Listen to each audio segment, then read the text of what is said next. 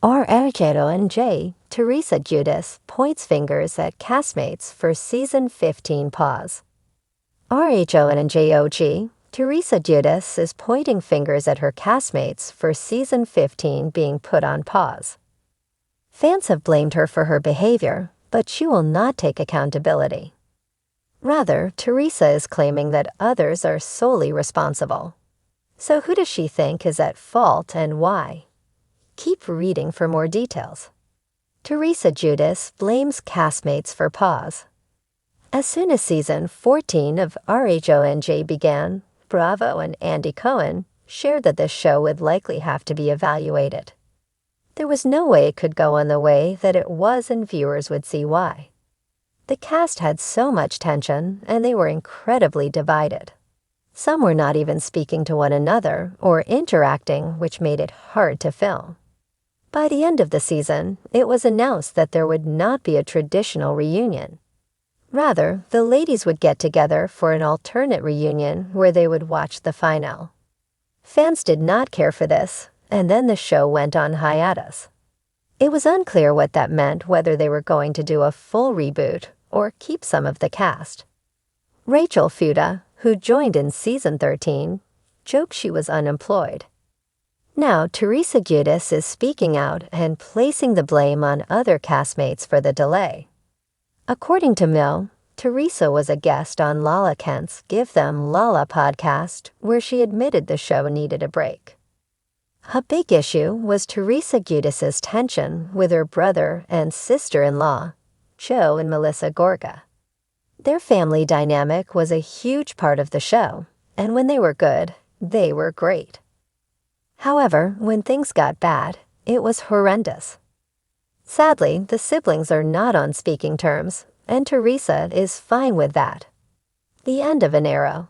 One big issue is that RHONJ fans are either Team Melissa or Team Teresa. If they are not interacting in any capacity, that could be a problem.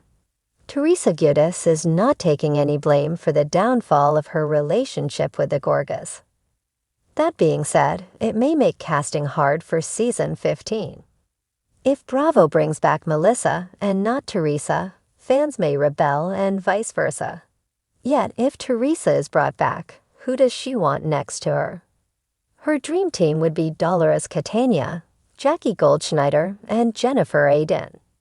After this interview, fans were mixed on her once again.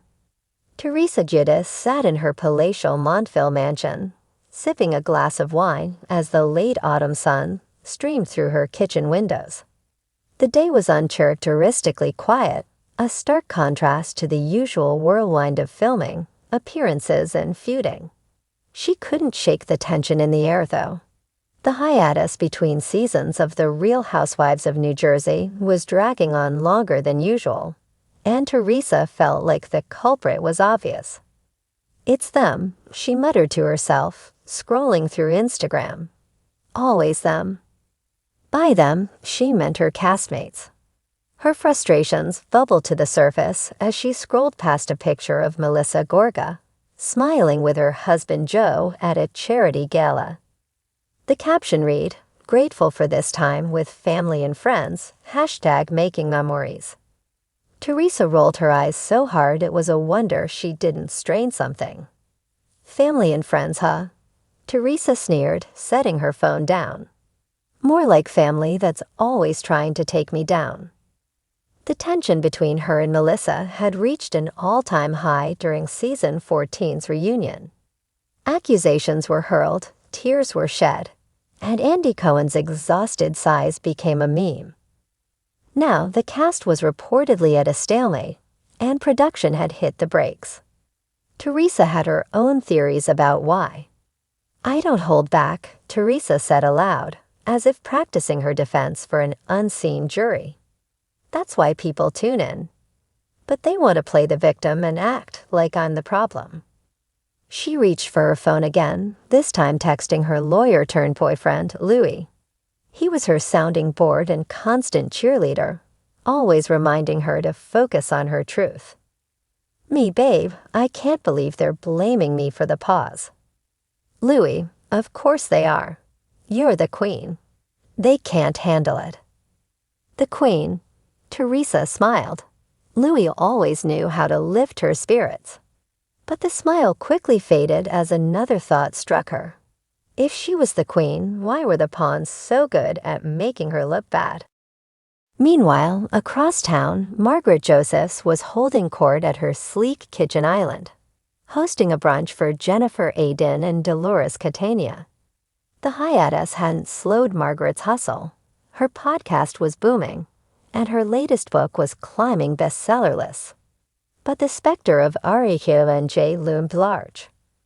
Teresa's gonna blame us for this, Margaret said, sipping her coffee. She already is. Jennifer chimed in, waving her phone. I got 3 missed calls from her this morning. I didn't answer. Dolores, ever the peacemaker, sighed. This pause isn't just Teresa's fault, or yours, or anyone's. It's all of us. The show's gotten darker. Jennifer snorted. It's called reality, Dolores. If Teresa didn't want drama, she shouldn't have thrown water at me during the final. Margaret nodded. Exactly. But she thrives on this. She needs the chaos. It's her brand. But the audience loves her, Dolores countered. She's the face of the show. Margaret set her cup down with a sharp clink. She's also the reason we're not filming. The network is sick of the toxicity. They want us to either make peace or step aside. Jennifer raised an eyebrow. Make peace? With Teresa? That's like asking a shark to become a vegan. Back in Montville, Teresa was now on a call with her publicist, railing against what she called a smear campaign. They're all jealous, she said, pacing her living room. Melissa's mad because I'm the OG. Margaret's mad because she can't control me. And Jennifer's usually on your side, her publicist interrupted. Teresa waved her free hand as if swatting away the comment. She's loyal, but she's messy. It's like, if she'd just stay quiet sometimes, we wouldn't have half these problems. The publicist hesitated. Teresa, have you thought about reaching out to them? Maybe suggest a group meeting off camera. The network might appreciate a show of goodwill. Teresa laughed, a sharp, humorless sound. Goodwill? With that group? They twist it to make me look desperate. No way. If the show's on pause, it's because of them, not me. At the network's headquarters in Manhattan, executives were grappling with their RHONJ problem. Ratings were strong, but viewer sentiment was shifting. Fans loved the drama, but many felt the conflicts had become too personal, too painful. We need to find a way to soften the show without losing what makes it compelling, one executive said during a strategy meeting. Easier said than done, another replied. Teresa's the anchor, but she's also the lightning rod.